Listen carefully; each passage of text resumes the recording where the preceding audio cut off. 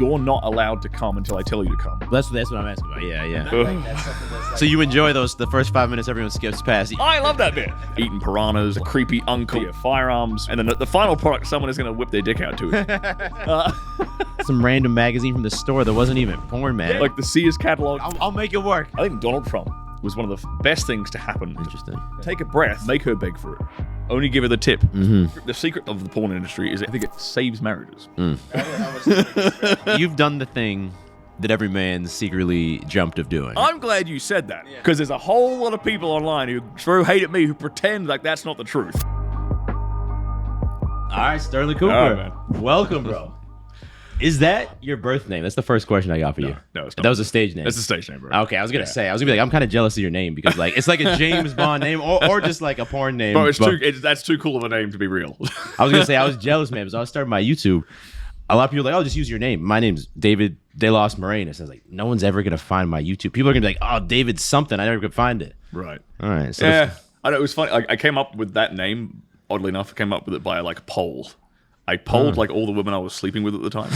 I was like, which of these? I had like 5 different names to pick from, and I was like, which of these sounds cooler or sounds sexier? And they all picked that one. Which was the runner-up? Something like Alex something. I can't remember. It was ages ago. Alex a long time ago. Okay. But Stirling Cooper, it doesn't sound really. You're Australian, yeah, but it sounds kind of British, doesn't it? Exactly. Okay. That's kind of what I was going. That's kind of what I was going for, like the whole British, like James Bond wearing suits kind of thing. All right. And that's kind of how I dressed when I was shooting as well. So it kind of fit perfectly. It all fit together. Yeah. Now you're the only Australian I've met. This is ever. Well, maybe not met ever. Okay, but I lived in Boston. Didn't know any Australians. Lived in Texas. Didn't know any Australians. Marbella, you're the only Australian I know here as well. Is it like y'all are like? Because Americans a lot of times don't leave the U.S. too much. Is it similar? No, we travel a lot. Yeah, we don't go to America very much though. Australians go a lot to like Southeast Asia, South America, England, and mainland. But you'll see a lot of Australians through mainland Europe. Maybe Marbella is just too much of like a rich town to attract Australians, because Australians tend to do like budget travel. But a lot. Isn't Australia super, like, isn't Sydney one of like the more expensive cities in the world? Australia is expensive, man. Yeah. People don't realize how like cost of living in Australia is way higher than America. Yeah. Now like our minimum wage is way higher, so that's what causes that, all that sort of stuff. Yeah. But like people come to Australia like as backpackers, and they just stack cash because we pay quite well for like a basic wait staff working on a farm, whatever that stuff. Yeah. We pay well, so we get lots of like English backpackers, New Zealand backpackers, like some South Americans, Southeast Asians. They come in, they work for like a year or two, stack that cash, and then they go home. Okay. And then Australians, I guess when they leave Australia, they just want to travel cheap. They're sick of paying the money in Australia. Yeah, it's kind of like that. Yeah, we because we have this gap year culture, so Australians will typically take a gap year between after they finish either high school or when they finish university. Okay. They'll spend a year just traveling. All right. And they'll get a backpack, and they'll be super budget, and they'll like travel through Europe, or they'll do like some kind of tour through there, or they'll do it in South America, or they'll do it in Southeast Asia. It's a very, very typical thing. Interesting. Yeah. And Americans do not have that at all. Totally different. No. Sometimes you do like a year abroad when you're at university. Right. Like I studied in Spain when I was at university, but I don't know why I haven't met any Australians now. Anyway, I'm happy to know one of them. Good. Doing my country proud. Yeah. I'm honestly probably the least Australian you'll meet. You have the Australian accent. Okay, cool. So what makes you less Australian? Like I don't surf. Okay. I don't wear like bintang singlets and like like flip flops all day. Yeah. Yeah, I enunciate. I have a deep vocabulary. Yeah. It's a little bit different from But you have like a very big stereotype. You have a big sense of humor though, right? And it's funny because when I see you on social media, you don't seem like someone. Obviously, if you watch your clips, you see it, but you have like a very masculine, like serious. Maybe it's like the bald head with the beard, but then I meet you and you laugh.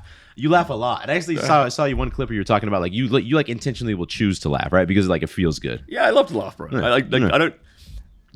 I don't see the point in living life and not like enjoying every aspect you can about it. And to me, like laughter is one of the most beautiful things in life, man.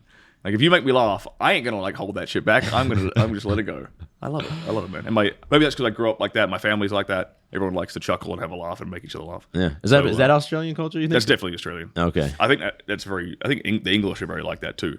Australians and English are very similar in that regard. Maybe people in the U.S. are a bit too serious. I think they are, man. Maybe, I think Americans are like a little bit. I'm not trying to insult Americans, but at least when it comes to their sense of humor, they're a lot more guarded Yeah. than the Australians and the English are. If an Australian or an English person likes you, they'll be insulting you within about 2 minutes of meeting you. Yeah. Like immediately, you know, calling you a dickhead or whatever. Yeah, using, yeah. Pretty coarse language. But yeah, you don't want to do that with an American.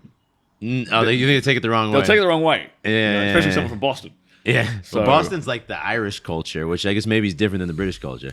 Yeah. But the Irish I know here laugh a lot. They love it. But people in Boston are cold, man. Have you been to Boston or not? Boston, I haven't been. I've been to New York, but Similar, same attitude. similar attitude. It's kind of like the but we were just talking about like these words like influencer or alpha male. But like, when people talk about like the sigma male, I feel like that's something that's like romanticized by guys now. And like the idea is like going around looking like serious everywhere you go, right? Being the guy in the corner who's just serious. Yeah, I mean, you know what's funny about that, right? Yeah. Is that you'll post, like, let's as a hypothetical, not hypothetical, a real example, real world example. If I post like some photos on my Instagram or something, or on my Twitter or something like that, I've seen female influencers comment and say it's okay, guys, you can smile to like guys like me or my friends, or like when we post photos of us with like a serious face. Yeah. And I'm like, yeah, but women respond better to the photos of us looking stern. Yeah. Any guy, I guarantee you can do this experiment. If any guys who have dating apps, put photos of you smiling and laughing, and then put photos of you looking stern and serious. The stern ones will look better. You'll get way better results. Yeah. Way better. So I ain't doing it because like I'm trying to be like a serious badass. I'm just doing it because it works. It's calculated. I'm calculating. It's calculated. Like, you know, I'm Yeah. gonna do what works. Yeah. You know, obviously I do post photos of me like smiling and stuff here and there. Yeah. But it's just like, don't complain because that's what you want. Yeah. You know? But the same thing, girls, when they're posting photos, they're not necessarily making it the most natural looking photo. Right? But it's No. it's marketing at this point, right? all Instagram's marketing. marketing at this point, yeah. To me, that's the thing I teach guys is like dating, and especially like online dating and stuff like that. It's sales and marketing, and like it's product. It's product and marketing, and the marketing side of it is all like your photos, your Instagram, like say like social media presence, like the way you present yourself to women online, Yeah. and then the product is actually like who you are. Like, Yeah. do you make money? Are you in shape? Are you a good guy? Like have strong values, morals. Like that's the product. But if you haven't got the marketing now, Yeah. in today's day and age, if you got zero marketing, good luck. No, because you're it's not gonna like, get found. The example I've liked to use in the past, like if you're on Amazon, right, and there's like you search, I don't even know. Let's say you search body hair trimmer, right? There's probably, I don't know, maybe 500 different options. But obviously there's reviews and some are like sponsored, but generally when I'm scrolling through, if one has like really high quality photos, that's the one that I'm going to click on. Yeah. And it might be a shit product, right? But it's the one I'm going to give the chance. And I think there's a lot of guys that still are a bit, and I get maybe 5 years ago, 10 years ago, I get it, where guys were like trying to resist the online dating thing. And it Yeah. seems like, oh, it's cheesy, it's for women. But what do you say to guys who are still trying to be like, no, it's just for attractive men, or like, this is not going to work for me? Well, okay, that's it's just for attractive men. Yeah. Most guys are way more attractive than they think. They're just trash at taking photos. Yeah. Or they have a friend, or their friends aren't good at taking photos of them. Yeah. Right. Yeah. Little things like that, man. If you just find a friend Yeah. who has like a DSLR and who knows how to use it, and he'll make you look like an 8 or a 9 out of 10. Yeah. If you're like a 5 or a 6. It's like in the same way that women do it too, because women are really good at this. Well, women, if you see a girl take a photo, she doesn't go take one snap. Nope. She's there, slight adjustment, maybe a smile, maybe not a smile. And then her you get, friend is telling her what to do too. yeah, say, okay, the light's striking you a little better if you turn this way. And then they get 50 photos and they post 2 of them maybe. See? Yeah. Huh. It's the same concept, man. It's a game. Yeah, it's just a game, man. It's Yeah. like, don't hate the game. Yeah. Like you can either play it or you can you opt out. Yeah. And if you want to opt out, fine, good for you. But they don't complain about it. Yeah, don't go online and complain about it if you're not even trying. Yeah. Because it's really not. It's not the fact that you're ugly. It's not the fact that you're like women hate you. Blah blah. Blah. Bro, it's literally like I think 90% of dudes would have way better results on online dating if they just knew how to take a good photo. It's really just that. Well, some of them maybe have to optimize their style and stuff as well. But Yeah, don't get me wrong. You can't look like a bum. Yeah. But it's marketing. But that goes into the taking of the photo, in my opinion. Yeah. Like knowing like how to color coordinate, knowing how to dress well, knowing how to pose. Well, yeah. Also, if you can go out and Lighting. you can't get a good photo of yourself, what is it? Is it like your facial expression is awkward? Is it your clothes look like really like just like hilarious? Like I guess, but once you have photos, then maybe you can analyze or have someone else analyze and be like, all right, bro, like you got to change those pants out or something. Yeah, exactly. Like, and I think people are kind of resistant to that like real world feedback. Yeah. Because that can bruise your ego a little bit, right? But how do you? Okay.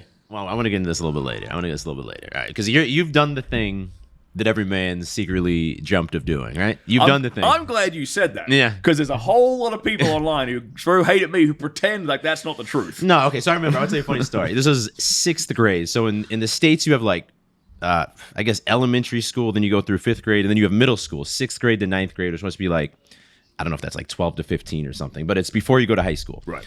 In 6th grade, the teacher asked us all go around and say what we want to be when we grow up. And I said, like, an NBA player. And everyone's saying things. There's one guy, Andrew, he's a funny guy. He says, I want to be an adult film performer. And he said it so loud and so proud. And it's everyone's at this awkward age, right? Everyone's going into puberty, and everyone responded so awkwardly. But he said the thing out loud. Every guy's thought about it. I've thought about it. Everyone secretly thought about it. But you've done that thing.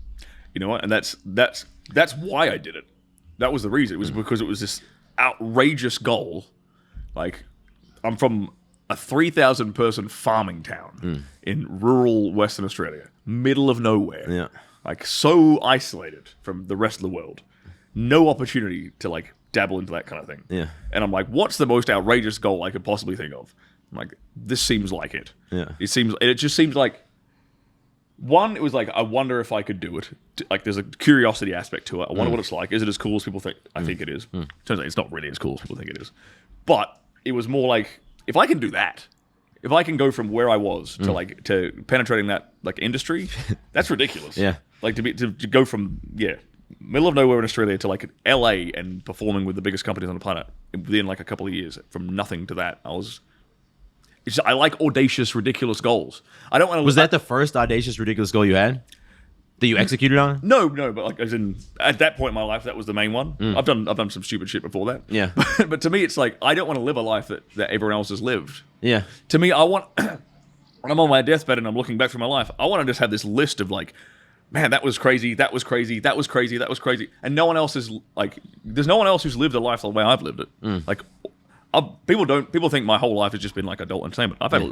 I didn't get into adult entertainment until I was like, well, yeah, really quick. I realize 30. we're talking about it. If you guys are listening, Stirling used to be. He's a retired adult entertainment star. We'll call it. Yeah, there we go.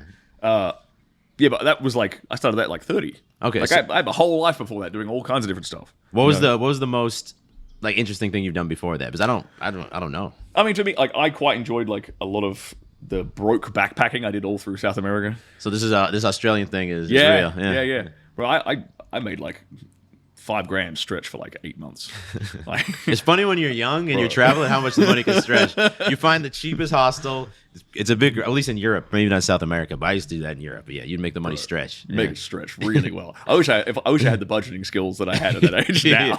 But at that budgeting almost becomes the priority at that age, right? Where like you're kind of planning out this trip, and the whole goal is just like, how do we do this as cheaply as possible? How do we go to as many cities as possible? Yeah, bro. Yeah. Now, like I have some amazing memories from that time. Like I spent like days in the Amazon jungle, like eating piranhas, like living with like dudes who live in the jungle in like a hut they've built on the river there, like seeing like the world's like just enormous crocodiles like floating through the river and stuff that'll just kill you in an instant. Yeah. I've seen some really, really fun shit, man. No, that's crazy. I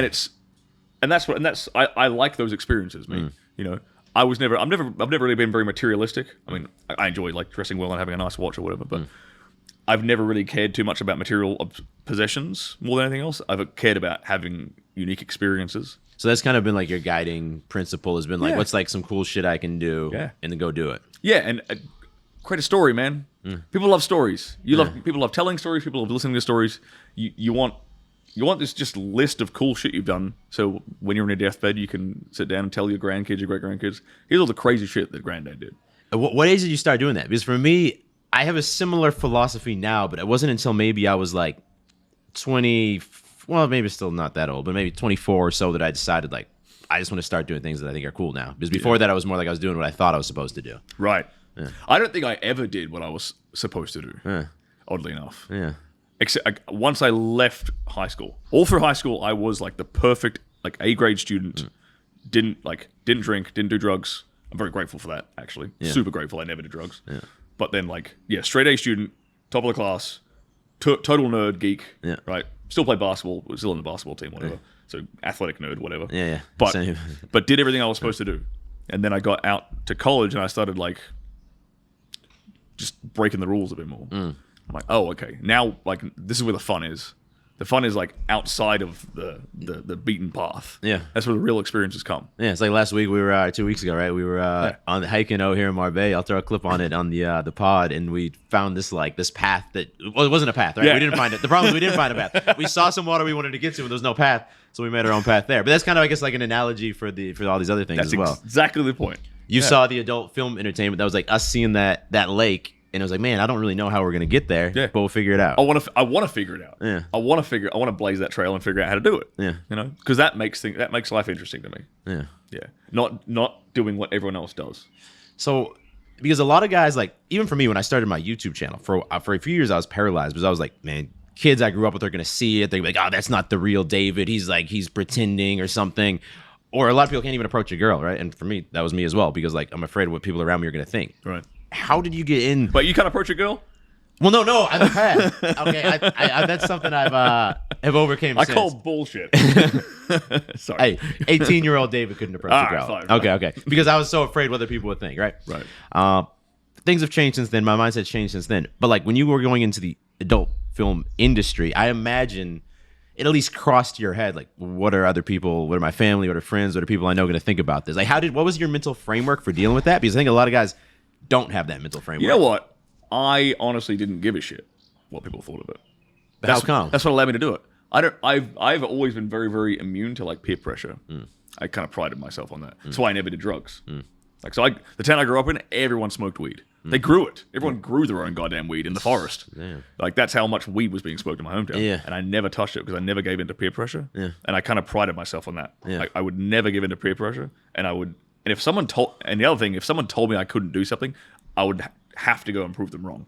Yeah. You know? Yeah. Like, that's a ridiculous... If someone told me, oh, that's a ridiculous goal, you'll never get into the porn industry. Yeah. Oh, really? Yeah. Watch me do it. That just gives me fire to go and Did someone do it. challenge you on that? I think someone must have at the initial stages. I'm like, or they've given you that kind of condescending approval. Or you mentioned that maybe, well, that's kind of happened with me on YouTube. Like, I mentioned maybe Star was going to do it, and then people were like, no, you're not going to be a YouTuber. No way. Like, that kind of condescending comment, you know. Yeah. Maybe they didn't say necessarily you can't, but it's like, really? Like, you're in Australia. Like, how are you going to do that? Like, really? Yeah. That kind of comment? Like, Yeah. watch me. Yeah. Just watch me. So all like that, thank you. Because that's all I needed. I just needed you to say something like that. That just gave me everything I needed to make sure I accomplished this. You know, and I don't like. I'm not going to sit here and pretend it's like some like lofty moral goal. It was a totally selfish, like hedonistic, degenerate thing to do. Guilty as charged. But you can't deny the fact that it's a very, very like it is probably the hardest industry on the planet for a man to get into. Yeah, and it's still like a framework that you can copy and paste anything else you're trying to achieve, right? Because at some point you have to like work it backwards. Like, hey, what's the first thing I have to do? Yeah. But something interesting you said was because I'm also someone who like I've always prided myself on not giving into peer pressure, and I didn't really go to parties in high school, didn't really drink or do drugs. But that to me, I never saw the parallel between that and to where I am now. But maybe there is a parallel there. I think there is. And maybe there's some guys who don't realize who are good at like not giving into peer pressure, but they're afraid of like other social judgment. And it's like, I don't know, maybe just being aware of that can help some guys, you know? Be like, oh wait, I'm already kind of doing this. I just have to apply it to something else. Yeah. I think not giving into peer pressure is the same as not caring what other people think of you. I think that is really a superpower. I mean, to kind of finish answering that question you asked is like, I wasn't really concerned what I kind of knew. Like, my friends knew who I was. Yeah. Like, they knew I'm a degenerate. Yeah. They knew I was like a kinky, perverted kind of guy anyway. Okay. That wasn't a surprise to any of them. Okay. So when I told them I was doing this, they're like, yeah, that makes sense. What about your Even my sister said that. Okay, When I was gonna say, what about your I told family? my sister, like, I was probably doing it for like 6 months, and I finally told my sister, and she's like, yeah, that makes sense. What about your parents? I didn't have a mother. My mother has she passed away from cancer. Sorry to hear that. That's is what it is. But my dad was the only one who was like, because my dad's like, now he's like 70, so like he's old. Yeah. Baby boomer kind of guy. Right? Yeah. And his impression of what the industry was, he assumed I was doing drugs. Okay. He just assumed it was full of like cocaine and heroin. And So he was more worried about that. yeah. So he thought when he heard it, he was like he felt disappointed because he thought I turned into a druggie. And I'm like, no, Dad, like chill. Like, it's not like that. I'm getting STD tests like every week. Yeah. Super healthy, super safe, no drugs at all. It's kind of like you can't do drugs and do the job. Doesn't work that way. Your dick doesn't work. I've seen some interview with, it was a female porn star who mentioned that a lot of times females are on drugs during the shoots. Is that true? Is that not true? So the girls in LA will party and do cocaine and stuff like on the weekends or outside, like, and if they go to a party in the evenings. But on set, no one's doing drugs. The only exception is really some girls will, like, because weed is legal in California. Yeah. Some girls will have like a weed pen, and they'll like. But even then, they're not technically meant to smoke it on set. They'll have to go off set, like as an outside the house, to smoke a little bit of weed. Yeah. But that is all they really do. Like no one's drinking, no one's like high on like anything else. Yeah. Like, and because we have to like sign like model releases and stuff, and you can't consent if you're like under the influence of stuff. Oh, interesting. So like it's actually like there's a lot more paperwork and legality involved in the industry than people think. I heard you talk about this. Kind of boring like that. Yeah, I heard you talk about this on Thursday. I think. Yeah. Then you get there. You said basically you get there, and for most of the day you're just kind of sitting around waiting, huh? Just paperwork. Yeah. And like waiting for makeup to be done, waiting for the lighting guy to set up stuff. Yeah. A lot of waiting, man. You gotta be a very patient guy. Yeah. Yeah. I guess at the end of the day, I just know from YouTube. I guess if you're setting up like a scene that. And I don't shoot those type of scenes in my YouTube videos, but I can imagine if there was like, even when I'm setting up this podcast, right? I checked each of these cameras like 10 times, the mic like 10 times, so it makes sense. And think about it, every guy who's a director or a cameraman in that industry is actually a classically trained like film school grad. So here's the fun thing: life hack, if you ever wanted to film like a movie, a documentary, like any kind of video media, like that would normally be like high budget, let's say like a movie, a video course, a documentary, whatever that, use porn people.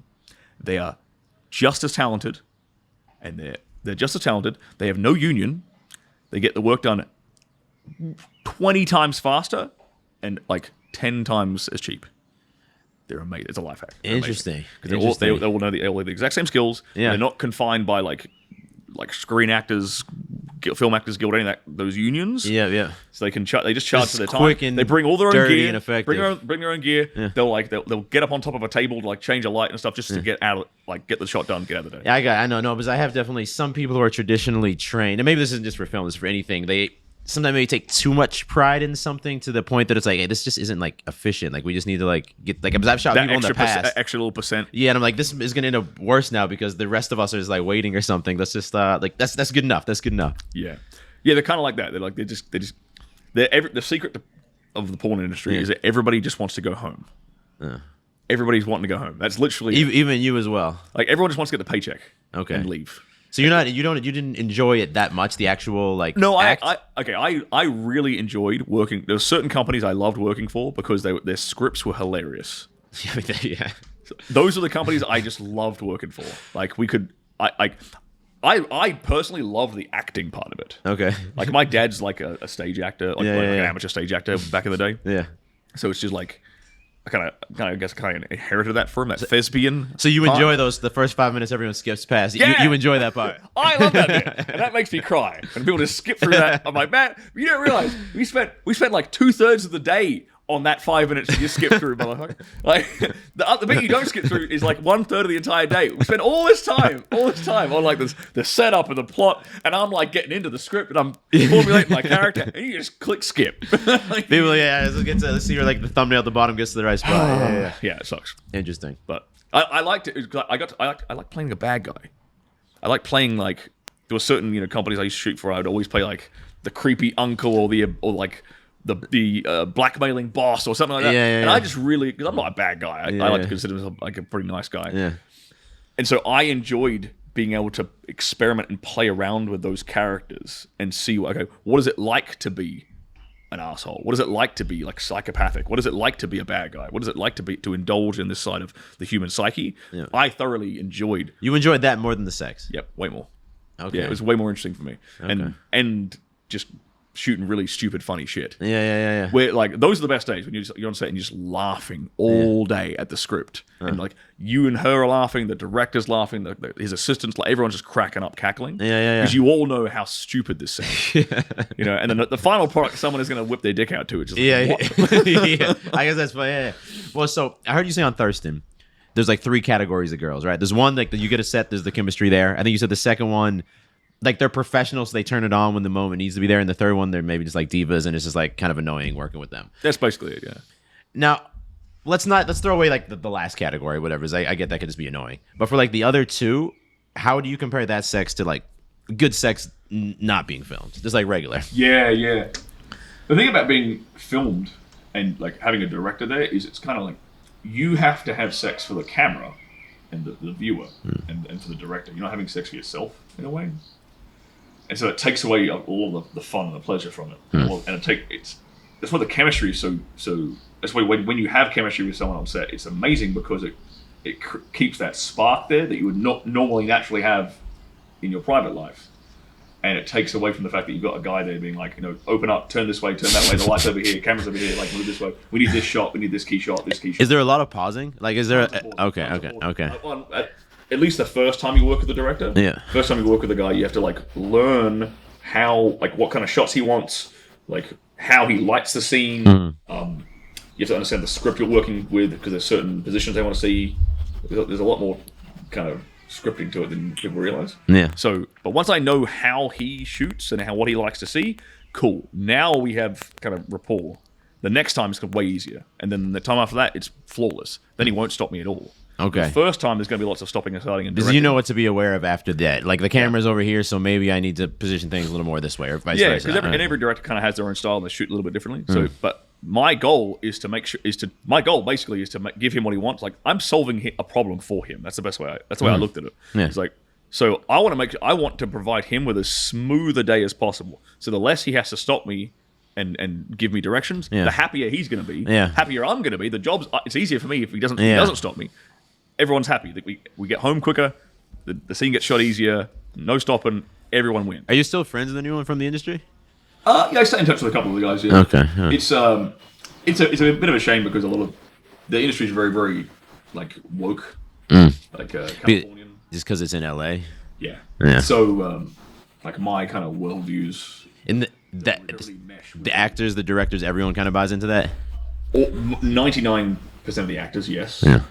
And there's a handful of the directors that aren't. Okay. They're kind of more like you could say like right leaning. Yeah. I guess. Yeah. It's probably because of the ones who make the money and have to write the checks. Yeah. Yeah. It's funny how that works. When you have to pay people, you tend to become less left leaning, like politically and socially. Yeah, I'm someone who definitely, and maybe this is the path that everyone goes through, right? I used to be more liberal and left leaning. Me too, bro. And maybe some of that's how people don't like this word, but groomed during like school years, and that's most people who choose a path to be a teacher tend to be more left leaning, and that's fine. But yeah, I think the moment that, and I think little by little it shifted, but the moment it really shifted was when I started making more money and having to, I guess you start to see how the world really works, maybe. And I don't know, not that like I feel kind of politically homeless, at least in the United States. I don't love anyone, but yeah, you start to see the left a little bit more like that would be nice, but then the way things are executed just turns into a shit show. Yeah, I think the fundamental thing that people get wrong when it comes to like, let's say politics and policies like that is they get human incentives wrong. Mm-hmm. Incentives matter. Like what you incentivize people to do through money or through any other kind of usually money reward, that will dictate what people do. Yeah. Like just follow if you just follow what the incentives are, it's very, very easy to predict behavior. Yeah. So if you incentivize people by just giving them, like, people don't value what they get for free. So if you give people free stuff, they're not going to value it. So like pandemic, people got their checks and then people were working less. People got lazy and want to stay home. Yeah, exactly. Yeah, very simple equation. It's really not that complicated. Yeah. And I totally agree with you when you say like you feel kind of politically lost. Like I don't think Democrats and Republicans are any better than each other. I think they're the same at the end of the day, and they keep everyone focused on like the culture war issues, just so that you can have some type of like. But at the end of the day, most people who have power and have money in the States are probably happy regardless who. Wins. Totally, they're protected. I tell you, it's kind of ironic. Like every single one of let's say like California bourgeoisie, high earning individuals who preach wokeism. Yep. They all have an accountant who makes sure they pay as little tax as possible. Of course. I don't see them donating millions of dollars to charity. I don't see them, helping out the homeless in San Francisco. Yeah. I don't see them doing that. I see them just hanging out in their Beverly Hills mansion. Yeah. Going to like the Met Gala, wearing a fancy retarded dress. It's more a culture thing for them, I think. Probably they think that's what's like cool in their, and maybe in their like hierarchy of like social status. That is what's cool. But then it's like, but it's more about that than what actually like the actual issues. It's totally like there's no substance to it. It's purely gesturing, posturing. It's virtue signal. That's all it is. It's all it is, man. Yeah. And I'm really, really grateful. I think Donald Trump was one of the best things to happen to the internet, because Donald Trump came along and like just started talking smack all the time, whether you hate him or not, whatever. Yeah. You can't deny the fact that he had a massive impact on like internet discourse. Yes. And I think now, and especially now that Elon's taken over Twitter, we now have this, like, finally we have a platform which is basically free of censorship, but for the most part. Yeah. People are actually able to express their own ideas, and people are able to kind of starting to see through the bullshit. Yeah. People who weren't kind of like hadn't woken up before are waking up faster, and at the rate at which people are waking up and aware of where they're being manipulated, how news and mainstream media is trying to poke at their emotions to race bait them or like politically bait them to like find an enemy somewhere else. Yeah. Like the real enemy is the people who are trying to control you like that. It's not Democrat versus Republican. It's like it's the puppet master up here. Yeah, they're like the ones the elites or whatever you want to call it. But they're the ones who are really calling the shots, and it's like I think more and more people are waking up and seeing this, and I think that's a really positive thing. And we wouldn't have that without the internet. Yeah. I think you have like the baby boomer generation that maybe they're just like, they're fully in on CNN, Fox, whatever. They're you can't tell me anything. That's their worldview. That's how they grew up. They're not going to change their mind. That's like my parents, for example. At least maybe my mom more than my dad. But like that's their worldview. But I do think, since Trump, since COVID, since all the woke stuff, the BLM stuff, whatever, everything that's gone down that's caused controversy, I agree. I think the positive, and there's a lot of negative that's come from it, but the positive is that now if you look at like maybe alternate news sources on YouTube or whatever, those are gaining massively in popularity and massively in traction, while like the CNNs and the Fox, the viewership's declining. And they're still holding on. They probably still have the more important like contacts in relationships in terms of like who is actually in power, but maybe in 10 years things shift a little bit or something, because our generation that's growing up, at least how old are you? 36. Okay, I'm 33. At least our generation is, I think, very more based, we'll call it, in our understanding of things. I don't know about the younger generation, like the TikTok generation, too much, or the one directly above us, but I'm optimistic for the Zoomers. They're the ones that are below us. I just worry about them frying their brains because they're TikTok brain and Pornhub brain. I'm actually seriously worried about that generation, especially the men, the young boys. Like they're addicted to their phones. They're addicted to these like. They're on these hyper addictive apps like TikTok and Pornhub, obviously, from while they're going through puberty, while their brain is still developing. That ain't good. We have no idea what the long term ramifications are going to be of this. It's a dangerous experiment that's happening right now. So I feel really badly for like young men who are kind of in that right now. But I am optimistic. They do seem very, very like switched on and less susceptible to like the kind of propaganda and programming that, say, baby boomers were very, very susceptible to. Yes. No, I heard Elon say something interesting recently. There was like a 13-year-old with a cell phone now has more access to more information and wisdom and knowledge and history than like, I don't know, let's say the King of Spain did like 50 years ago, or maybe not, maybe 20 years ago. And it's crazy. It's wild. Yeah.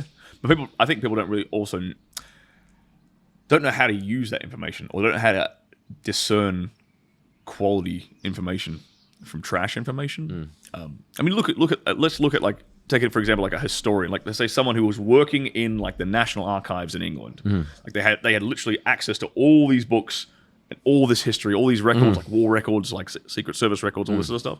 And it's like a historian can go into that and like find like the nuggets of gold and find like the connections between things. And that is a skill. Yeah, because they're doing it with intent, right? They're analyzing with intent, where maybe young kids on their phone, like you said, as an experiment, like who knows? Like, who knows what effect it's having? I mean, who knows? Yeah. Worries me. How do you feel about? Okay, but this is kind of like there's a new idea a lot of people are embracing in like the male self-improvement sphere. We'll talk about like reject modernity, like embrace traditional. Yes, or like reject degeneracy, right? Yeah. And you're part of the sphere, but then you also did porn, which a lot of people would consider degenerate. I contributed to the degeneracy. Yes. Yeah. Well, that's what I'm curious about. But you also told me when you came over here, I'm a repenting ex-adult film star. What are your thoughts? I'm just curious because you have a unique perspective where you're part of this new manosphere, we'll call it, but you're also maybe part of the degeneracy, we'll call it. Yeah. What's your like take on it? Yeah. I kind of agree with that. I don't think it's good for men. It's not. I encourage guys to stop watching porn. It's one of the first thing. If anyone comes and consumes any of my material, the first thing they'll probably hear me say is stop watching porn. Yeah. And I get hate from that from people in my previous industry, Of course. for obvious reasons. Yep. You might think it's hypocritical, and it probably is, because I didn't have the understanding of the impacts of it that I have now when I was in the industry. I was just getting my rocks off. They're wrong. Do I regret it? No, because I wouldn't be in the position I'm in now to help guys if I hadn't gone through that. It's because I went through that experience, performing under high pressure situations like that, that I can now help the average guy overcome like a little bit of anxiety when he has like a new girl in his bed. Yep. So I had to go through that to be able to teach what I teach You now. can extract good out of the bad. Does that mean that, like, okay, I went through that, so you guys don't have to. Yeah. Like, they were wrong. I enjoyed myself. It was fun. I ain't going to pretend like I didn't enjoy myself. Yeah. Right? But did I contribute to degeneracy? Absolutely I did. And so I'm trying to do my part to make up for that, try to fix the little bit of damage that I've done by giving solutions to all these problems for guys. Okay. You know? So, yeah, I encourage guys not to watch it. I think internet pornography in particular is really harmful. Compare that to, like, back in the day, a guy used to have to go into like an adult DVD store Yep. and like show his ID, prove he was like 18 Yep. to get like a DVD of like And he's got that one DVD. He The doesn't, one have, he DVD. doesn't have 20 DVD players switching Right. between the different right? scenes. Yeah. Or before that was a VHS tape. Yeah. Before that was just a magazine. Yes. Yeah. Right? And, you know, I think so many guys in our generation have that experience. Of, Yes. like, remember that memory of like, oh, you're finding your uncle's dirty mag stash or something like that. I didn't even, we'd be traveling even to Spain with my family, and there'd be nothing around, and I'd get like some random magazine from the store that wasn't even porn, man. Yeah, it was just yeah. like a bathing suit Bro, model yeah. or something. Yeah. Every teenage boy in our generation had that experience. Yeah, like, yeah. like the Sears catalog, the bra Yeah. section. I'll make it work. You'll make it work. I'll make it right? work. But that tells you how susceptible Yeah. the especially the teenage male brain is Yeah. to like the images of the female body. If a guy can fap Yeah. to like the Sears catalog, like that tells you how like little stimulation he needs Yes. to trigger that. Yes. Right. So now we've dialed it up times 100 More probably. with what they've got now. Yeah. So I don't think I don't you know, say what you will about porn and you know its effects on society. Porn was way less dangerous to society. I don't think it was dangerous at all to society when it was literally just that. It was like magazines and dudes and like DVD shops and stuff. It wasn't like a kid couldn't get it. A kid couldn't get access to it. Now they get. I think the youngest they're getting exposed to it. Like people are getting their young boys are getting their first exposure to pornographic material. I think it's like at like 12, 13 years old. So it's even like crazy. prepubescent. Yeah. It's crazy. Yeah. And they're seeing it Yeah. from another kid showing them at school on Of their course. phone. Yeah. And it's like So they're even being exposed to it before their body is like mature enough to searching even, for it. Yeah. It's nuts. And we don't know what the long-term ramifications are of that on the male brain. I guarantee it ain't going to be good. I can't imagine. So like if I could snap my fingers and change something, Yeah. I would snap my fingers and I'd get rid of internet pornography. Okay. And I'd like, would I get rid of pornography entirely? No, because I think like maybe I'm not there yet. Maybe one day I've got friends who've come. But it does serve some purpose. Maybe not in its current huge insane form and like the reality of it. But in the old, like I agree, in the old form that it was in, it served a purpose that maybe wasn't an unhealthy one. You know what? I think it's. I think the purpose that it serves is, and this might be a bit of a controversial opinion. I think it saves marriages, and I'll defend my. Are you saying it saves like bad marriages? Yeah, Okay. because it saves marriages where the guy is thinking about cheating, because instead of cheating, he's going to fap to like some random picture of a woman, rather than risk destroying the marriage and the family that he's created. So that is kind of like. But that's the historical purpose that it's probably served as well. That's what it was Not doing. a 13-year-old kid with 30 tabs open. Exactly. Yeah. Exactly. Yeah. It doesn't serve that purpose to that extreme extent now. So it's if I could snap my fingers, I'd get rid of internet pornography like that instantly. So what are your thoughts on let's say marriage? Because I know when I talked about, so you have some people now, like I believe Hamza, that's one of his newer things. His new belief is kind of save yourself for marriage. Right. Don't sleep around. Relish it as the I guess, religious thing that it was meant to be. Right. Like the covenant it was meant to be.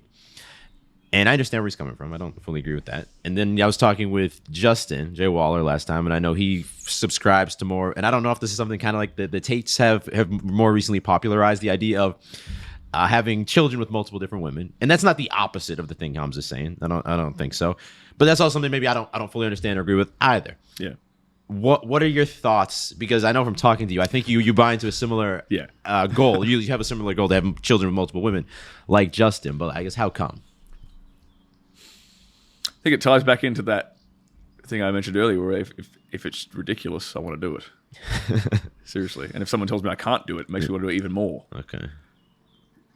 Like, it sets me apart in a way. And I think I've worked hard enough and I've achieved enough success to where, and quite frankly, I want a giant family. I came from a relatively kind of small family, and I'm the only one. Like, so I've got one brother and one sister. They're both older than me, and they've got no kids. I'm the last one. It's down to me. I have to propagate the bloodline. So I better do it 10 times, 20 times over. And it's kind of hard for one woman to crank out that many kids. So just from a practical, logistical standpoint, I'm going to need multiple women to get like just the numbers I want. So what's the number that you want? 20. Why 20? Oh, it's just a ridiculous number, man. Okay, but the Again, blood... this is it. It's just ridiculous. But the bloodline can live on. The blood can live on with like 5, right? It could. But okay, think of it this way too. I basically can create my own, like, because the plan is a homestead, like a self-sufficient farm, giant plot of land, 5 sister wives, all with my kids, maybe a few like friends of mine with similar setups living close by, and then we create a fully self-sufficient, independent community. Okay, so this is a whole nother level we're getting into now. That's what I'm looking for. Okay. That is the ultimate goal, right? Okay. So like, we have firearms, we have cows, we milk the cow every day, raw milk, chickens, pasture-raised eggs. I know where the food that's on my plate, I can see where it comes from. It's literally outside my kitchen window. That's the garden that my sister wives tend to every day. They milk the cow, whatever. The kids learn how to like feed the chickens and take care of the fences and take care of the animals. Hard, like farm life. I want my kids to grow up hard. That's actually kind of the way that's why my dad and my uncle grew up. They grew up on a farm. Tough. My dad grew up without running water, without electricity. Yep. They used to share. One of my favorite stories from my dad. So it was my dad, his mother, his father, and his 2 siblings. They used to share the same bathtub water. The youngest kid the mum would go in first, and then the next youngest, the oldest son, and then the dad. Okay. And they'd all use the exact same amount of bathwater. It's just that kind of tough living is what I want to replicate for my kids, because a couple of reasons. One, I want them to learn practical, real life, physical, hands-on skills, because that will that they can use for the rest of their life. That makes them way more competent than anybody else they're going to come across when they grow up. That's the other thing. I want them to be able to out-compete everybody. I want them to be independently minded, homeschooled. That's another thing. Not going to plug them into a public education system. Not going to have someone else brainwashing my kids. I'm going to brainwash them. Thank you very much. I'm going to teach them like how to actually be successful in the world and how the world really works, because I've figured it out, right? Evidently so, because I've had success in it, right? So they're going to learn all that. They're going to be tougher than everybody else. They're going to be more mentally resilient, and more importantly, they're going to literally have a fucking tribe. Sorry to swear on your thing. No, they've literally got a tribe of literally brothers. Like, because I look at guys like Andrew and Tristan, for example, and I'm like, one of the main reasons why they're so powerful is because they have each other. Yeah. Because they have that brotherhood, they have that bond. I wish I had that with my older brother. Unfortunately, I don't. Me and my older brother kind of are very, very, very opposite to one another, unfortunately. But I want to recreate that en masse for my future family and have them like it's an entire football team. You know, like they've got each other's backs. Yeah. Always, no matter what happens, and and think of it that way. Like if one, let's say I end up with 10 sons. If one of them's a bricklayer, one of them's a freemason, like a mason. One of them's like good with machines. One of them's good with animals. Blah blah blah. They've all got different skill sets. If you need any problem solved, you just turn to your brother. They love you. They got your back. They're never going to betray you, and they have this skill set you need, and you have the skill set they need. It's a fantastic setup to grow up with and to live life with. People. That's kind of how people used to live anyway, and that's why we have this look at this beautiful country, man. This was built on principles like that. It was built on big families helping each other out, because countries start with like smaller incremental units, and the smallest incremental unit is the family unit. So the stronger you can make that unit, the bigger and the stronger you can make that unit, I think the stronger you can make society. Okay, so this is actually very different from Justin's view, right? Right. Because yours is a more like centralized view where you're all living in the same physical location, and it's more about maybe it's not the nuclear family, it's like the I don't know Multiple the nuclear multiple, yeah. But it's joined together. And I like what you're saying about like introducing hardship into kids' lives. I think that's important. I think that's probably one of the biggest problems right now is that the path of least resistance is that we're at a society that it doesn't need to be happening, and then it doesn't happen, and then you have people too comfortable, and then you have people who fold over from very minor inconveniences in life, right? It's like, okay, that's not a big deal. I have a lot of questions, but hit 'em. The main one would be: is your idea then for them to kind of like stay living this farm life, or do you want them to have the choice to do different things in life, right? Because they'll have the choice, and I think they will probably come to the conclusion. I would hope that they would come to the conclusion that I've come to, which is like that's probably the best way to raise a family. I don't think it's. I think raising kids on like a tough rural homestead is always going to be better than raising them in a city. Yep. Right. And I think I hope that my future kids, my future family will come to that conclusion. They'll see the benefits they've had because they'll see how much more competent they are than somebody else who's grown up in the city and lived with a silver spoon in their mouth. Yeah.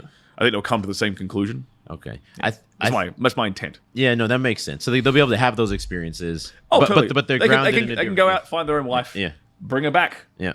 I intend to build have enough land that multiple generations of my family can stay there. Okay. It's not just going to be big enough for me and my family. It'll be big enough for my kids' families. So I think the challenge to me would be not the kids, but the women, because I know I have other friends as well who like the idea of not cheating on a girl, but having a relationship that's, hey, I want to also be able to date other people, and they always seem to run into an issue sooner or later. Yeah. So what like how do you navigate that, and do you think that it is going to be possible to find 3-4 women who are actually down for that? And it's not, because the problem seems to be women with a powerful, successful enough man, let's say. I feel like they'll buy into it at first, but then some doubt creeps in at some point, right? Doubt creeps in at some point. Yeah. And the first step is to be completely open and honest about it. Like, so that's why I literally talk about it publicly. But like first date, is that something? Because Justin to me mentioned like maybe not the first date, maybe after that, once you've had the ability to make an impression. I know you mentioned also with being the ex porn star, let's say, that I think I heard you mention that if that's the first thing a girl finds out about you, a lot of times it's like an immediate close off. But if you're able to present it to them, then it's like, oh, that makes sense. Yeah. Like, because people make an assumption about you. If they see if they just hear like, oh, he did porn, there's a whole host of assumptions people will make about you based upon that. Yeah. One of the things I like here, the most that I'm very proud of, is that people will say you seem very well adjusted for someone who did that as a job. So that's the impression that people get when they actually meet me, and women obviously get that too. Yeah. And so then it doesn't really matter to them. Like, I've dated girls who are like literally like girls who are religiously Muslim, like really, really Christian. Have had like pastors for their fathers, and they did not give a crap. Not a single solitary shit was given about the fact that I did porn. Not at all. Yeah. It wasn't that they cared about at all. But in terms of the other thing, now let's say, and that makes sense. But everyone also has their own like sexual past, right? Everyone has their history, and then if anything, if it's porn, it's actually probably cleaner, because I know you mentioned you get tested like every 2 weeks. So if anything, it's even like a cleaner past. That's way cleaner than being a Playboy. Way cleaner. Yeah. But like women do not care as much about men's sexual past as men care about women's sexual past. Of course. No, it's nowhere near the same. But then the problem is now you're on a date with a girl. You're bringing up the. How do you bring that up on a first date? Yeah. Okay. Well, I talk about the plan. I talk about I don't like wasting time. I won't even at this point. I don't really even go beyond. I'll go on a first date to sort of vet a girl and see what she's about and see if there's any chemistry there and see if there's any potential there. Yeah. And I'm kind of doing more of the vetting than she is. I'm checking to see if she ticks my boxes. Certain boxes like unvaccinated. That's a big one. A few things like that, right? Yeah. Bisexuality is a big one. That's a good thing. It's a good thing for me, right? Because if she's bisexual, or not, maybe she doesn't have to have dated women, but if she's bi-curious, if she's down for threesomes, okay, that's going to be way more conducive to the sister wife setup. Okay, so it's not so much about actually having a threesome. It's more the like if she is open to something like a threesome in the past, then Yeah. she's probably open to maybe other women being involved in the bigger picture. Exactly. Okay. She's got less of that jealousy in her, right? But So this, she'll still have jealousy, but it won't. But it manifests differently. Like she'll still have jealousy, like in, let's say, like a threesome scenario, but it'll manifest in like competitiveness in a sexual sense, rather than it'll manifest in like insecurity. no, it fits with her worldview. We'll call it. Maybe it's a simplification, but Yeah. So I'm vetting for like, not super overtly. I'm subtly trying to vet for things like that, and then that's date one. If I don't see the green flags I want to see, I don't even entertain it anymore. So this has I'm to not wasting be my time. how much does this limit the dating pool? And I know it's not a problem for you to meet girls and be single and hook up with girls. I know you've been there, you've done that, and now you have different goals. But how much now with this reality? How much does this limit the dating pool? Because I don't know what percentage of girls are bi-curious or like in that stage currently. Right, it makes it way. It saves me time because I have to because my standards are ruthless now. And you're just not interested in a one night stand now. Yeah, I really am not. At some age, maybe it really not. changes a bit. Yeah, I would rather have, again, like I quite enjoy having multiple women at the same time in my bed. Yeah. Call me a pervert, whatever you want. Yeah. If it's that type of one night stand, then you're interested. No, okay, like if it's like, but even I wouldn't even make it a one night stand. I'd make that like a regular thing. Okay. Because So if it doesn't have that potential, not yeah, interested. it's not potential that I'm not even going to entertain the idea. I've had my dick sucked, man. I don't need my wiener sucked like randomly every now and then. I don't need it. No, when you go through that stage, because it's the first time, especially when I stand, there's some degree of hassle versus like enjoyment. Where I feel like if I was single now, I'd be more interested in having like steady, consistent things with people I know. It's going to be a good, enjoyable time. I'm not wasting time. Yeah. So I'm vetting on the first date, and then if she makes it to the second date, then I talk about the plan. I'm very open and honest about what I want for the future. If she wants to come along for the ride, cool. It's obvious. It's like I ain't coercing women. I ain't forcing them to do anything they want to do. I'm like, here's the train. You can hop on or you hop off anytime you like. The next station you can hop off, or you can keep going right to the end. So let's say you go on 10 dates. And I'm a numbers guy, so I'm statistics, right? Statistically, I know obviously there's been some pre-selection that goes into that, but we can ignore that. Do you think there's some chance with each of these 10 girls you're hanging out with for the first time? Right. What percentage of those now passes that test that maybe they're unvaccinated and they're bi-curious as a minimum? And obviously there's a good vibe as well. Yeah. There's more to it than just that. Yeah, I know. That sounds really superficial, but also like the other standard things you'd vet for. Yeah. Like what percentage of those 10 would say make it through? You think? Yeah. What have I done this week? Let's go. Okay, so this week 7 of those 7, sorry, 8 of those 8, probably I say 2 of those 8. Okay, and then what percentage when you get to that second level do you think when you actually now pitch? Let's say pitch them. Probably 50%. Okay, so the vetting at first was that 8 will go to 2, and that 2 will probably go to 1. Okay, I'll probably I'll be repeating that kind of vetting process for like the rest of this year. Okay, and in this stage of your life, where are you generally meeting women? Instagram or? Dating apps and Instagram basically. Yeah. Okay. I've hit this weird inflection point with my Instagram where like women are DMing me now. Mm-hmm. It's got something to do with like my reels going viral. Yeah. Weird. Yeah. It's very weird. Yeah. To be like, I'm sitting there trying to help dudes, and I got all the, and now I have all the. But you're one of the only people like very openly talking about sex in more than a surface level. Yeah. I talk about it from a kind of a deep psychological level, and women are very much resonating with that. Yes. My inbox is now filled with. It's not only obviously I'm getting I've got women who are hitting on me, whatever. Yeah. But it's also filled with people who are in relationships, women who are happily married or have a boyfriend or whatever, and they're DMing me saying thank you. This is helping me save our relationship. I showed this to my boyfriend, and now I'm getting the sex I want. Yeah. Or something of that something like that. And to me, that's amazing that women are being exposed to this material, and they're coming back to me and giving that kind of feedback. Yeah, so it's working out quite well. What's the right mindset for a guy to have in terms of his sex life? Not just on like a first date or a second date, because I think that's going to be more about leading the way, kind of just being the leader and things like that, and using the right techniques. But like moving forward with the relationship, what's like the mindset to bring into the bedroom, do you think? I think the best dynamic that a really healthy, long-term, sustainable, and pleasurable and enjoyable dynamic for both the man and the woman is one in which she is craving sex from him more than he's craving it from her. Like in one in which she views sex as a reward for her more than he views it as a reward for him. So what does a guy do to like craft that dynamic? Okay, cool. So again, I kind of alluded to before, I like to borrow little bits and pieces from Dom sub dynamics, and just from like the first sexual interaction, you can start implementing things like teasing and the art of coquetting. So coquetting is what strippers do. Coquetting is sexualized push-pull. Okay. Think of, if you go to a strip It's like, club, I'm going to give it to you. I'm not going to give it to you. yeah. I think what does a stripper do? She like grinds her ass up on you, and then when you touch her thigh, she smacks your hand away. Yep. You can't touch her, but I can touch you. Yeah. That's the kind of dynamic she uses, right? Similar situation. Guys can do this, but guys just don't. Yeah. Guys are just thirsty, horny motherfuckers, and they want it all at once. If I can get it now, I'm going to take it now. Yeah. Yeah. So take a breath for a second, get control over yourself, and then control the dynamic. Or you just have to pause for a second and be like, okay, cool. Now, like, Daddy's in charge. Here's what we're gonna do. Like, make her beg for it.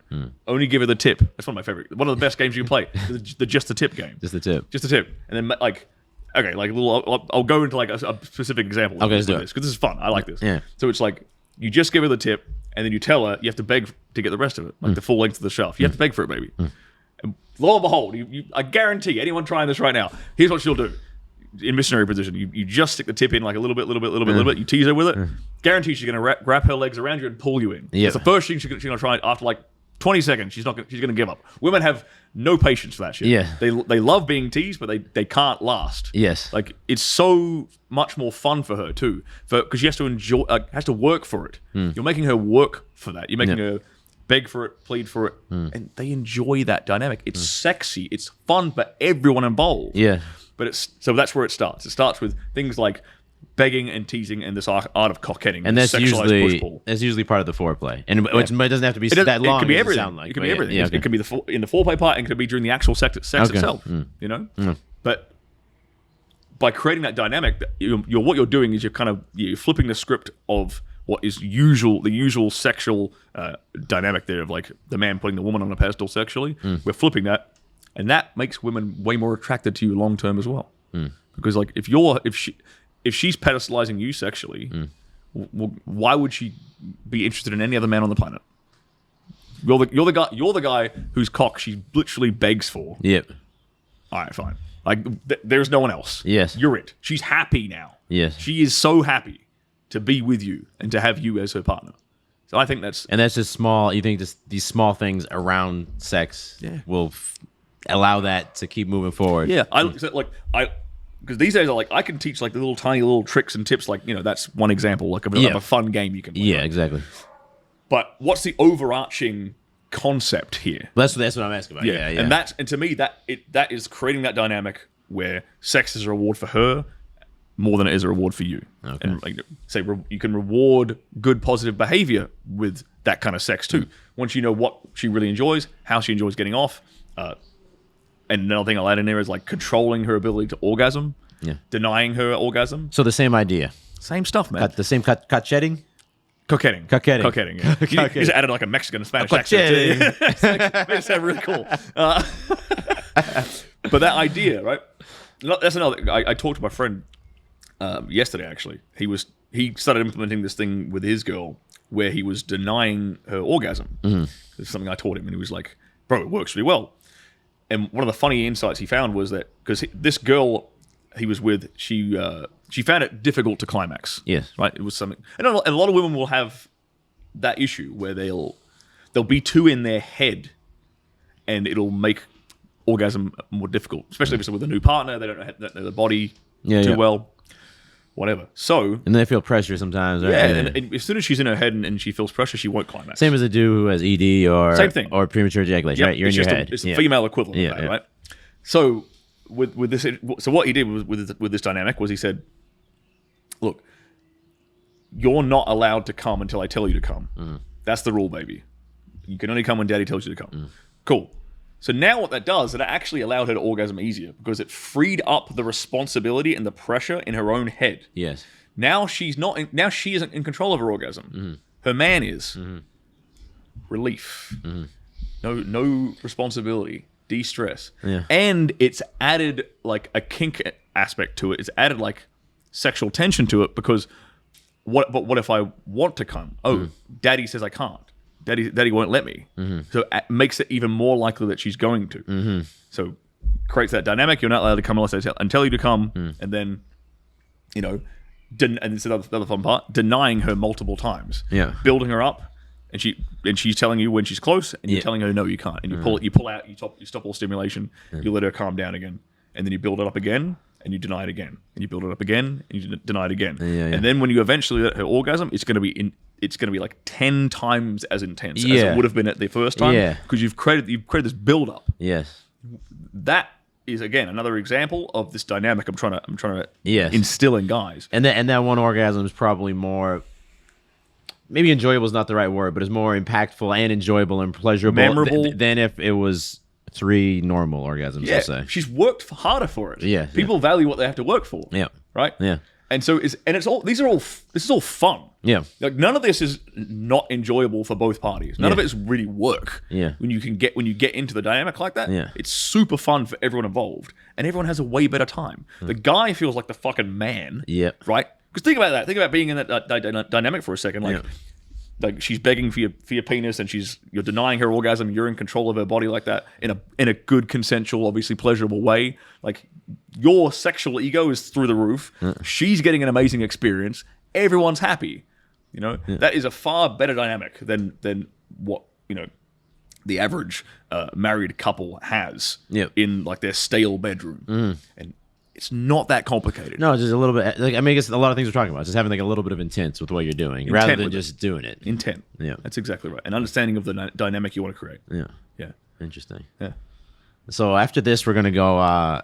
Wait, what martial arts do you train in? Because we're going to train some martial arts after this with Stirling's coach. So I just do boxing. That's all I've ever done. Okay, so do boxing workout. I don't have the leg flexibility to kick anybody. Okay, I trained Muay Thai a few years. So my kicks are actually a lot better than my hands. But I work on my hands today then. Nice. Yeah. Okay. But I've never been able to kick anybody. It's annoying. I've got long legs too. I'm like, damn it. that hip flexibility. It's terrible, man. You'd think I'd have good hip flexibility given my previous career. No, it's trash. Yeah. So far in Marbella, you've been here what, 3 months? I think it's 6 weeks. Oh, 6 weeks. All right, 6 weeks. Yeah. Okay. And you're planning to stay, it seems like. I love this place, bro. Yeah. I love it. It's got everything I wanted. Yeah. Everything I was. And I don't want to talk it up too much. We don't really want people to don't come here. At all. But what was the one thing about Marbella that made it the choice over? I know you were in Miami before, and then like Dubai is always a choice. That was an option. What was the main thing? It was a combination of things. It was the brothers I have here. I've got a lot of really very, very good friends here. That was a huge influence. More so than Dubai? Yeah. I think. Well, it was that, and then the other massive thing was the nature here. I love the fact, like the hikes we went on. Like as an example, there's lots of nature around here. I love driving through Europe. It's something I've wanted to do for a long time. I've done a little bit of it, and I love it, and I want to do a lot more of it. So I've got my first supercar coming in a few weeks. In like a month or two. Yeah. But that's so I can just explore this continent that I've always wanted to explore. There's so much to explore here. I love that. And I think this is a good location to do it in. The sun's here. The weather's obviously amazing. It's healthy. I like the fact that this town is healthy. Yeah. Like clubs like Padel, like it's just full of tits and ass. You say what you like about it. But at least everyone there's good looking for a reason because they work out. Yep. Like it's a beach town. Everyone comes here with their beach bod. So it's kind of like it adds that little pressure to you to stay on point, to eat, and you can eat well so easily here. Yeah. Compared to America, it is so easy to eat healthy. The food's fresher. The only thing I know about Spain is that they and I came here every summer growing up because my dad's Spanish. There's not that many vegetables in the Spanish diet. There's a lot of like meat and potatoes, and but everything's so fresh. No, I'm not complaining about it, but it's just that's one thing in the States. Even though it's not a healthier culture, they do a lot of vegetables. Just to give some credit. Yeah, but it's hard to explain. I mean, you probably know what I'm talking about, but it's hard to explain to someone who is, say, an American and they've never left America how much American food tastes like cardboard.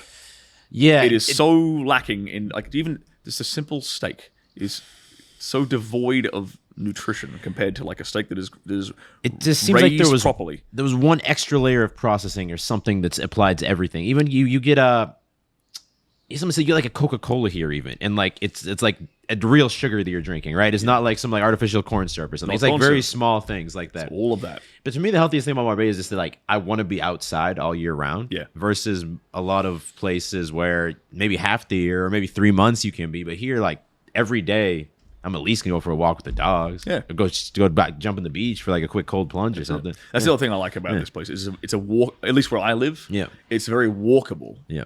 I like to be in neighborhoods where I can walk to go clothes shopping. I can walk to my barber. I can, if I need to go like grocery shopping, whatever. I walk there. There's there's like a dozen clubs and restaurants I can literally walk to from my house. Yeah. I love that. I can walk to the beach. Yeah. And I can walk to my gym. Yeah. I love that. I think the one thing Americans think when they come somewhere like this is because America's so commercialized, where you have these big department stores everywhere. You have, Target, or if you go to the grocery store, it's massive. You go to Best Buy, all your electronics, and here you come and it's a lot more like mom and pop, like local type shops. Yeah. And at first, I think it seems less convenient, but it ends up actually maybe being more convenient. Sometimes like less options, it creates a healthier mindset, I find. Yeah, I agree with that. It's less hard to find, like, let's say with camera gear, right? Let's say you could go to like, I need this one adapter. For I this need thing. like this piece right here. I could probably go to Best Buy in the States and have it in 10 minutes. Exactly. Here, I'm gonna luckily Amazon's quick here as well. So that makes up for it. Exactly. You have Amazon. Yeah. So you can. That's what I do. Like if I can't, if it's something really specific like that, cool. I'm just gonna. It'll be here in 2 days. I'm gonna Amazon. It'll be I'll in wait 2 days. Fine. Yeah. But for everything else, like the day-to-day stuff, perfect. Yeah. I don't need that extra like layer of like. If I go into the grocery store, I don't need to pick from 18,000 different yogurts. Like one of these 3 is probably good. Yeah, I don't need them. Yeah. I don't need them. I really don't. I don't need a giant warehouse. Yeah. To like Yeah. do my shopping in. Yeah. Yeah. I guess I'm more European at heart than I am American. I mean, I'm not American. But Yeah. It was like I've lived in America for 5 years. Yeah. And I love it. America's the best place on the planet to make money. I'll say that. Yeah, the You can't business beat is easy. There's no friction with business. If you can't make money in America, you can't make money anywhere. Yeah. It is the easiest Everything's place. at your fingertips. So convenient. There's always someone. If you need something done, there's someone who does that thing close by. Yep. We need to shoot. Our new clothing drop like tomorrow, but like the one studio's not. Well, it doesn't matter. There's 13 other photo studios in a 1 mile radius. Exactly. Yeah. You can do things with speed. Yeah. Very, very easily in America. It's all set up. It's set up for that. Yeah. But then that makes it a little devoid of like. Soul. Yes, I couldn't say it better. Yeah. This place has a soul. Yes. And my soul feels enriched by just living here. I agree. I am so happy. Even talking about this, you can see how happy I am. Like every day I wake up here, I'm like happier for being here. Like, how like when you move to a new place, sometimes like the novelty starts to wear off. Yep. It's the reverse thing is happening here. Yes. Where my smiles are getting bigger every day I wake up. It's the same. It's been the same for us, man. It's been the same. We're 7 months in now, and like when we first moved from Boston to Texas, and I like Texas a lot more than I like Boston. Especially if I was to go back to the States, I'd probably go back to living in Texas. But the first few weeks, like, oh my god, so cool, so good. Within like maybe 4 or 5 months in, we're like, but this thing's kind of annoying, or it's getting like really, really hot now, or it's like, or this thing. Here, every week there's something new that we're like it's like a common topic of conversation with me and Julie, my wife, where it's like, man, I'm just so happy right now. I'm just so happy to be like, we're just when you're saying it that way, man, it's just we're such in a good spot right now in Marbella. Yeah, I love it. Yeah. I love it. And I personally really like being on European soil. We're all Europeans. Mm-hmm. Like Australians are Europeans, Americans are really Europeans. Yep. We all come from here. Yes. This is our home. Mm-hmm. This is where we're actually from. Yeah. And I like that. I like that idea of reconnecting with it, reconnecting with all the history here. That's why I'm so excited to be able to drive through this entire continent. And I will go to every castle on this continent if I have to. Yeah. I will go to every museum. I will take every tour. Yeah. I want to learn all the history of it because that's the history of me. Yeah, that's the history of where my blood comes from. So I think that's. I'm passionate about that. I think it's very important to learn and to understand where we come from. Yeah, and what made us who we are. Yeah. I love it. Absolutely love it. Yeah, no, you're in touch with the history here. All right, so. To wrap up, I'm gonna try something new. Second podcast only, but I'm gonna give you 5 words, and that's when you give me like word association. The first word that comes to mind when I say it. All right, let's do it. All right, Miami, ghetto. Okay, interesting. Brazzers, Monopoly. Okay, true. Donald Trump, G. Oh, this next one's gonna be tough then. Andrew Tate. Top G. No. Andrew, I'll say misunderstood. Yeah. We didn't get to talk. Maybe next time we'll dive more into your relationship with the Tates. And the last word, Padel. Brothel. Bro, that place is a brothel. That's where we're headed now. Yeah, Padel's the gym we go to. It's not actually a brothel. No, but because in Miami, I've been to places where like, or even in LA, where like, you walk into Venice, Gold's Venice in LA, and there's steroids, there's fake booties, there's all of it's there. Yeah.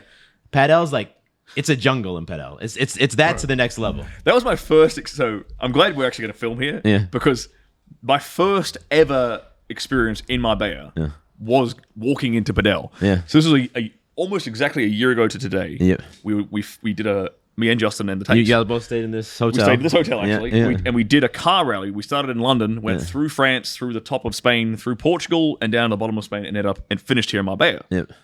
Probably 10-day car rally.